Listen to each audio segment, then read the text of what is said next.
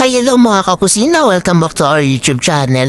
So for today's video, makikita nyo napaka-pulang-pula na ating disenyo dito sa SM Sukat. Halatang ramdam na ang Chinese New Year. So dito nga pala, napag-decision ka nang bumili ng single burner. Ito nga pa rin pangarap kong burner pero mahal pa, di pa natin afford. Kaya single na lang muna yung kinuha natin.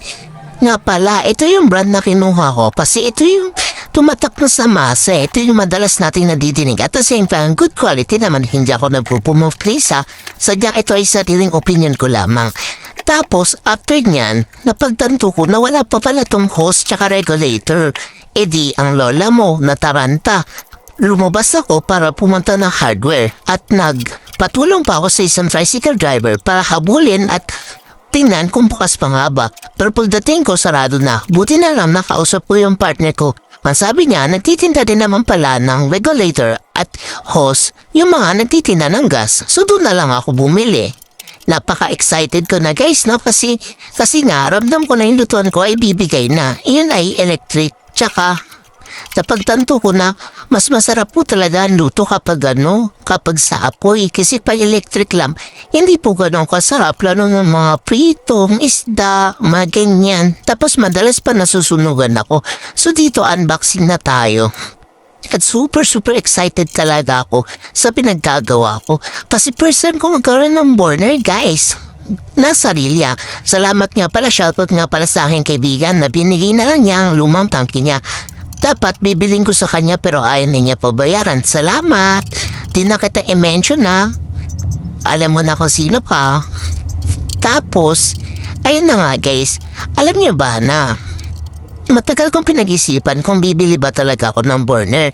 Matagal na yung tangke dito sa dorm namin. Pero kasi napaisip ako, tatagal ba ako ganyan-ganyan? Pero umabot na lang ako ng 3 years. Hindi pa rin bumibili ng burner. Nag-check ako sa aking tutuan na electric. Pero ngayon, naramdaman ko na bumibigay ang electric kasi lagi ako nasusunugan na pagkain. Alam niyo, igigisa mo lang pero nasusunog na. Kaya ito, bumili na talaga ako para at least ma-enjoy ko yung pagkain. At the same time, hindi na ako masunugan at hindi ako masayangan ng pagkain. Aside sa ating burner, yan nga ba, nabudol na ako guys. Sobrang daming budol. Nakasil kasi itong mga organizer sa kitchen. Talaga naman kapag tumatanda na tayo, ito na talaga yung mga gusto natin, no?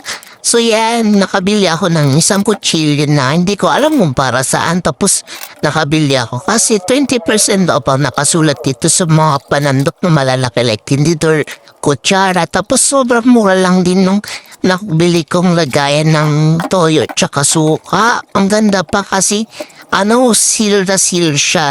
Tapos yung agos ng ng toyo or suka, sakto lang. So yung kutsilyo, hindi ko alam kung anong kasing kutsilyo yan kasi hindi naman ako pro. Yan, so nilinisan ko lang sila. Tapos itong ating lagayan, yan, pinakalinis-linis ko lang kasi may sumuksok na sabon. Tapos, eto na nga, so sobrang nabudol ako. Sabi ko, burner lang bibiling ko pero napabili ng kawali, na organizer ng asin, asukal, toyo, tsaka suka. Kasi napaisip ako, kailangan ko na din talaga mag-invest na mga ganitong bagay, lalo na para hindi masira yung mga stock ko na condiments. Kasi yung last time, meron akong stock na condiments naman. Ano naman yun, concert tsaka harina, wala, binukbok yung kulay itim.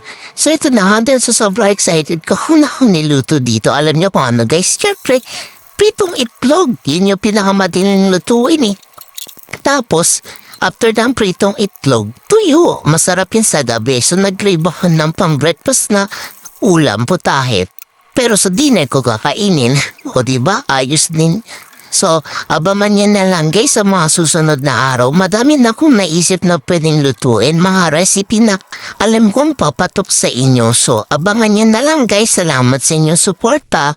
I love you. Bye-bye.